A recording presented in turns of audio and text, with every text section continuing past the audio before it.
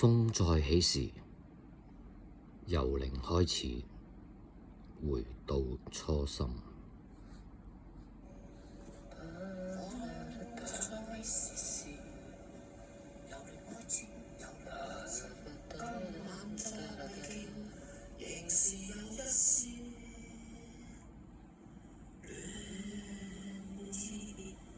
小黑，你好嗎，親愛的？50歲後，幸好仲未到夜半到呀！你出嚟，地方而家已經重建。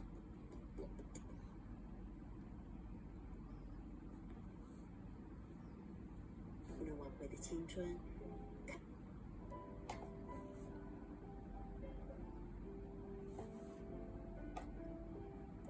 据说最好的关系就是相互惦记，有事联络，没事更忙更。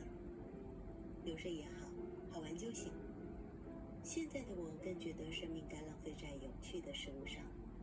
回首不能挽回的青春，看着自己不复返的胶原蛋白，更觉时间是宝贵的。所以不好玩的，除非挣钱。好玩让人有热情，有驱动力去行为。好玩让人想探索，激发自己去创造。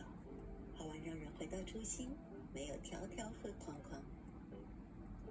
從前有兩個網友，一個叫張希雲，欲望之翼強；另外一個叫張家偉，感性小奔高，死